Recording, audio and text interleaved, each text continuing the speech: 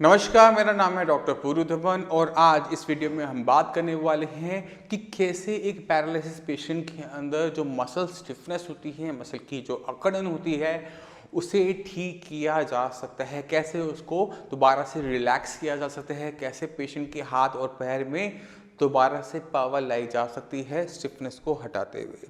तो हम शुरुआत करते हैं इस वीडियो की और चलते हैं और देखते हैं कि कैसे पेशेंट के अंदर स्टिफनेस आती है, क्योंकि जब तक हम इस बात को नहीं समझेंगे कि स्टिफनेस क्यों आई, किस वजह से आई, पैरालिसिस के अंदर पेशेंट के अंदर ऐसा क्या हुआ, तब तक हम इस स्टिफनेस को दूर नहीं कर पाते। तो किसी भी पेशेंट के लिए उतना ही ज़रूरी होता है आज की डेट में समझना कि उसकी बीमारी क्या है, जितना एक डॉक्टर के लिए ज़रूरी है। तो शुरुआत करते हैं पैरालिसिस की स्टिफनेस की। तो पहले पैरालिसिस जो होता है मैक्सिमम होता है ब्रेन स्ट्रोक की वजह से, यानी आपकी ब्रेन की टिश्यू को नुकसान पहुंचता है। ये नुकसान दो तरीके से पहुंच सकता है, या तो आपके ब्रेन में क्लॉट आया होगा या ब्रेन के अंदर ब्रेन हैमरेज ब्लीडिंग हुई होगी। दोनों ही कंडीशन के अंदर जो ब्रेन का जो टिश्यू है, जो कोशिकाएं हैं, सेल्स हैं, वो डैमेज हो जाते हैं। और जब वो डैमेज होते हैं तो बेसिकली जो ब्रेन का कंट्रोल होता है आपके हाथ पैर को कंट्रोल करने का, कि आपका ब्रेन कंट्रोल कर रहा है, आपकी मसल्स को कमांड कर रहा है, करंट भेज रहा है कि इतना हिलो, यहाँ से यहाँ तक जाओ, इस चीज़ को यूँ पकड़ो, वो टूट जाता है, वो कनेक्टिविटी टूट जाती है। तो रिजल्ट क्या होता है कि आपकी जो मसल्स हैं बिना किसी सिग्नल, क्योंकि सिग्नल अब आ नहीं रहा, तो वो टाइट हो जाती है, ऐसे बिल्कुल टाइट हो जाएंगी। अब आप पेशेंट का हाथ नीचे भी लेके आओगे, ये वापस दोबारा से ऊपर आ जाएगा। उंगलियां खोलनी चाहोगे, खुल जाएंगी, बट फिर से बंद हो जाएंगी। तो ये तब होता है जब आपके ब्रेन की कनेक्टिविटी बिल्कुल ख़त्म हो जाती है।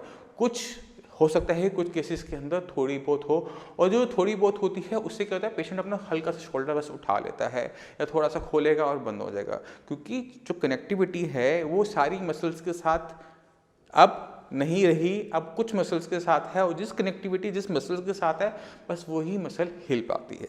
तो ये तो कारण था स्टिफनेस का, कि जो स्टिफनेस एक पेशेंट के अंदर तब आती है जब आपकी ब्रेन की कनेक्टिविटी आपकी हाथ पैर की मसल से ख़त्म हो जाती है, क्योंकि वो जो टिश्यू था जो उसे कंट्रोल कर रहा था वो ख़त्म हो गया। अब शुरुआत करते हैं कि हम इसकी कैसे स्टिफनेस को कंट्रोल कर सकते हैं, कैसे इसको हम ठीक कर सकते हैं। क्योंकि अगर आप किसी भी पैरालिसिस ट्रीटमेंट में आप जाएंगे, कहीं पर भी आप जाएंगे, तो अक्सर स्टिफनेस का इलाज आपको क्या बताया जाता है कि आप इसमें तेल की मालिश करो, इसकी सिकाई करो, इसकी फिजियोथेरेपी करवाओ। ठीक, अगर आप फिजियोथेरेपी करवा रहे हैं, कई महीने हो गए हैं, कई साल हो गए हैं और आपकी स्टिफनेस नहीं जा रही, तो अब ज़रा ध्यान से सुनिएगा। ये स्टिफनेस आपके हाथ पैर से इसलिए नहीं जा रही क्योंकि जो कनेक्टिविटी ब्रेन बनाता है मसल के साथ वो नहीं बनी हुई। आप जितनी मर्जी इस हाथ को खोल लो, एक्सटेंशन एक्सरसाइज करवा लो, उंगलियां खोल लो, इन हाथ की उंगलियों को खोलने से, हाथ की एक्सरसाइज करवा लेने से यहाँ की जो मसल्स का कनेक्टिविटी आपके ब्रेन से नहीं बन सकती, क्योंकि आप हाथ पैर मसल्स को हिला रहे हो। आपको क्या ज़रूरत है, अपने ब्रेन को हिलाने की, ब्रेन पे काम करने की ज़रूरत है, क्योंकि कनेक्शन तभी बन पाएगा और तभी आपका हाथ रिलैक्स हो पाएगा। इसको समझना बहुत मुश्किल नहीं, बहुत आसान है, क्योंकि जब तक हम किसी भी बीमारी की जड़ पे काम नहीं करते, सही तरीके से उसके हम काम नहीं करते, तब तक पेशेंट को आराम नहीं मिल पाता। इसलिए आपको पैरालिसिस के पेशेंट कई कई साल पुराने मिल जाते हैं, कई कई साल से फिजियोथेरेपी भी करवा रहे होंगे, मालिश भी कई इतनी बार करवा चुके होंगे, मगर जो उनकी स्टिफनेस है वैसी की वैसी ही इसलिए हो रहा होता है क्योंकि कनेक्टिविटी जो ब्रेन की है मसल्स के साथ वो नहीं हो पाती। अब ये कैसे लाई जा सकती है, ये भी एक बहुत इंपॉर्टेंट टॉपिक हो जाता है। ये कनेक्टिविटी आपका ब्रेन ही लेकर आता है, आपकी बॉडी ही लेकर आती है। तो इसके लिए हमें समझना पड़ता है पैरालिसिस को, ब्रेन स्ट्रोक को, कि क्योंकि उसी की वजह से ये कनेक्टिविटी गई। आपके जब किसी को भी ब्रेन स्ट्रोक होता है, नुकसान होता है दो तरीके से, या तो उसके ब्रेन में क्लॉट आया होगा ब्लड सर्कुलेशन के अंदर, या ब्रेन के अंदर किसी टाइप की ब्लीडिंग हुई होगी जिसकी वजह से ब्रेन का जो टिश्यू है वो डैमेज हो जाता है। अब ये डैमेज हुआ है, ख़त्म हो गया है, फिनिश हो गया है, इसकी रिकवरी नहीं देखी जाती कि वो दोबारा से शुरू हो जाए, काम करना शुरू कर दे, ऐसा नहीं देखा जाता। मगर क्या देखा जाता है कि जब आपको स्ट्रोक हुआ था, सोचो उस कंडीशन को सोचो, जब आपको स्ट्रोक हुआ था तब कंडीशन आपकी बिल्कुल डिफरेंट थी, आप बिल्कुल बेड पे थे, लेटे हुए थे, आपसे खड़ा नहीं हो जाया जाता था, आपसे बैठा नहीं जाता था, करवट नहीं ली जाती थी, मगर अगले 6 महीने के अंदर आप चलने भी लगे, हाथ भी उठाने लगे, काफ़ी अच्छी रिकवरी हुई। कैसे हुई? ये रिकवरी आपके शरीर ने खुद ब खुद की। अगर एक पैरालिसिस ब्रेन स्ट्रोक के पेशेंट के अंदर हम कोई ट्रीटमेंट नहीं देते तो भी पेशेंट के अंदर रिकवरी देखने को मिलती है कि पेशेंट अगर बेड पे था तो 6 महीने बाद चलना थोड़ा बहुत शुरू कर देता है। उसमें हाथ में ताकत नहीं है अलग बात, पैर में पूरी ताकत नहीं है अलग बात, ढंग से नहीं चल पा रहा अलग बात, मगर उसमें रिकवरी आपको देखने को मिलती ही मिलती है, बिना किसी एक्सरसाइज, बिना किसी मेडिसिन, बिना किसी कुछ के किए।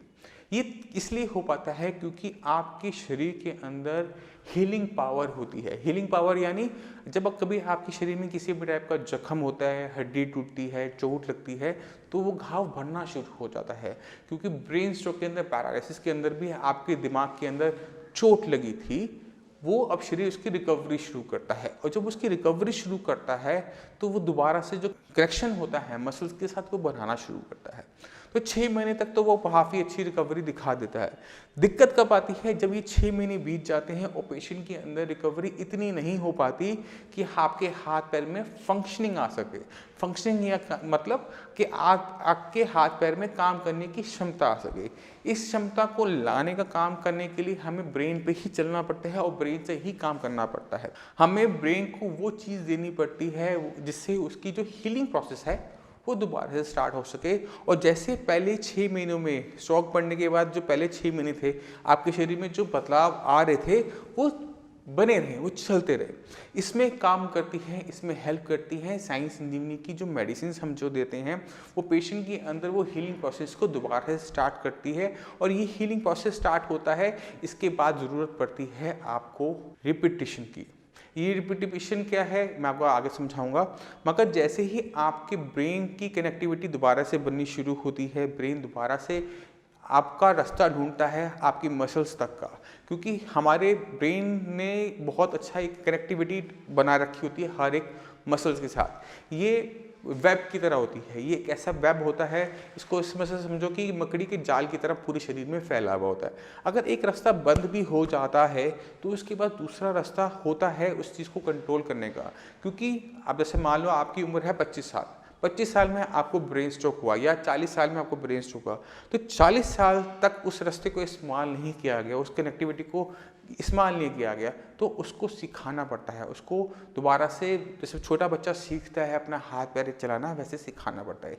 इसके लिए हमें ब्रेन की हीलिंग प्रोसेस को स्टार्ट कर फिर करवानी पड़ती है रिपीटिशन। रिपीटिशन यानी एक काम को बार बार करने से आपका हाथ आपके ब्रेन को सिग्नल भेजता है कि मेरे हाथ को ये काम करने में दिक्कत हो रही है, ये हाथ मेरा यहाँ से यहाँ नहीं जा रहा, तो वो आपके ब्रेन को बताता है ओके ये ठीक काम सही तरीके से नहीं हो रहा, तो इसमें थोड़ी सी फाइन ट्यूनिंग कर दो, इसको थोड़ा सा चेंजेस करो, सिग्नल का स्ट्रेंथ चेंज करो, सिग्नल का तरीका भेजने का चेंज करो। और आप क्या देखते हो, वो धीरे धीरे जितनी बार इस काम को आप करोगे, सिग्नल जाएगा, ब्रेन उसे समझेगा, इवेल्युएट करेगा, अपने सिग्नल सेंड करने की क्षमता को चेंजेस करते हुए आपके हाथ के अंदर चेंजेस आने शुरू हो जाते हैं। ये एक ऐसा प्रोसेस है जिसको समझना एक पैरालिसिस पेशेंट के लिए बहुत ज़्यादा ज़रूरी है, क्योंकि आप जब इस बात को समझोगे नहीं, आप इसका ट्रीटमेंट भी ठीक तरीके से नहीं कर पाओगे। तो जितने भी पेशेंट होते हैं पैरालिसिस के, जिन पेशेंट के अंदर स्टिफनेस देखने को मिल रही है, तो उनको अपनी स्टिफनेस ख़त्म करनी है तो वो फिजियोथेरेपी से नहीं जाने वाली, वो ऑयल मसाज, हम आपको ऑयल देते हैं बट उससे भी नहीं जाने वाली।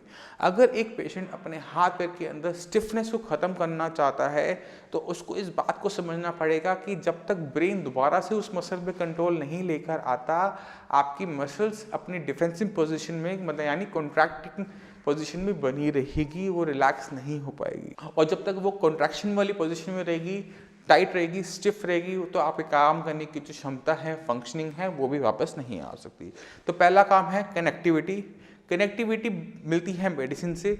उसके बाद इस कनेक्टिविटी को काम करने लायक बनाने के लिए हमें क्या चाहिए होता है, रिपीटिशन। तो जितने भी पेशेंट हैं पैरालिसिस के, जिनके हाथ पैर में स्टिफनेस है, वो समझ गए होंगे कि स्टिफनेस खत्म होगी कनेक्टिविटी से, कि आपका ब्रेन दोबारा से इस मसल्स पे कंट्रोल करना शुरू कर दे, कंट्रोल हो सकता है कम हो, कंट्रोल हो सकता है ठीक से ना हो। उस कंट्रोल को बेटर किया जा सकता है प्रोग्रामिंग से, रिपीटिशन से, एक ही काम को बार बार करने से। आपका जो हाथ है, पैर है, आपके ब्रेन को ये बताएगा कि मेरे हाथ की जो फिंगर्स है सही तरीके से नहीं चल रही, मेरी कलाई नहीं मुड़ रही, और वो उसको ब्रेन अपने आप इवेल्युएट करता है। कोई अलग से आपको मेहनत नहीं करनी पड़ती, ये ऑटोमेटिक तरीके से ब्रेन इवेल्युएट कर लेता है कि मेरी कलाई हिल तो रही है बट ये पूरी नहीं हिल रही। तो मैं क्या करता हूँ, मैं थोड़ी सी सिग्नल में ना चेंजेस ले आ रहा हूँ। सिग्नल ना आप इस रास्ते की जगह ना इस रास्ते से जाएंगे और इस कनेक्टिविटी इतनी इंटेंसिटी से थोड़ी सी बढ़ा देता हूँ।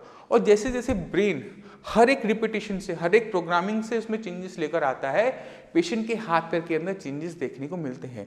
मगर ज़रूरी क्या होता है, कनेक्टिविटी। जब तक कनेक्टिविटी नहीं आएगी, आपने सालों फिजियोथेरेपी करवाई है, सालों मसाज करवाई है, आई एग्री, मगर उसमें आपको रिजल्ट्स तब तक नहीं मिलेंगे जब तक या तो ब्रेन अपने आप कनेक्टिविटी ना बना ले। अगर वो खुद बना लेता है बहुत अच्छी बात है, अगर नहीं बना पाता तो आपको साई संजीवनी की ज़रूरत ज़रूर पड़ेगी। तो अगर आप साई संजीवनी के बारे में और जानना चाहती हो तो आप saisanjeevani.com पे जाकर हमारे और पेशेंट से आप यूट्यूब व्यूज़ हैं, आप वो देख सकते हैं कैसे साई संजीवनी काम करती है, उसका आपको बहुत अच्छा आइडिया हो जाएगा। इसके अलावा आप साई संजीवनी का जो चैनल है आप देख रहे हैं, उस पर और वीडियोज़ हैं पैरालिसिस से रिलेटेड, अपनी दिक्कत से रिलेटेड और वीडियोज़ आप उसमें सर्च करेंगे, आपको बहुत सारी दिक्कतों के बारे में मिल जाएगा। ये छोटी छोटी टिप्स एक पैरालिसिस पेशेंट के अंदर ना सिर्फ होप लेकर आती है, ना सिर्फ एक पॉजिटिव एनर्जी लेकर आती है कि हाँ अगर ये पेशेंट ठीक हो सके तो मैं भी ठीक हो सकता हूँ, बल्कि पेशेंट के अंदर वो जो चीज़ ज़रूरी होती है उसमें दोबारा से चलाने के लिए, उसको दोबारा से काम करने लायक बनाने में बहुत ज़्यादा हेल्प करती है। तो जितने भी पेशेंट होते हैं पैरालिसिस के, उनको मैं यही कहता हूँ, माना आपका रोग 10 साल पुराना है, 20 साल पुराना है, मगर आपको हार मानने की ज़रूरत नहीं है। अगर आपने हार नहीं मानी तो साई संजीवनी आपकी पूरी हेल्प करेगा, आपको दोबारा से चलाने में पूरी आपकी जी जान लगा देगा और दोबारा से आपकी फंक्शनिंग आपको लाके देगा। इसके लिए आपने कुछ नहीं करना, आपने नीचे दिए हुए नंबर पे कॉल करना है, साई संजीवनी के डॉक्टर से बात करनी है। वो आपको बहुत अच्छी तरीके से गाइड करेंगे कि कैसे आप अपने हाथ पैर की स्टिफनेस को ख़त्म कर सकते हैं, कैसे अपने हाथ पैर के अंदर दोबारा से ताकत लेकर आ सकते हैं, और कैसे अपनी खोई हुई क्षमता, खोई हुई खुशियों को दोबारा से पा सकते हैं। मैं उम्मीद करता हूँ ये वीडियो आपको अपनी दिक्कत को, स्टिफनेस को समझने में हेल्प करेगा कि मेरे हाथ पैर में स्टिफनेस क्यों है, कैसे इसको हम कम कर सकते हैं, कैसे इसको हम ठीक कर सकते हैं, कैसे दोबारा से हाथ पैर के अंदर फंक्शनिंग लेकर आ सकते हैं।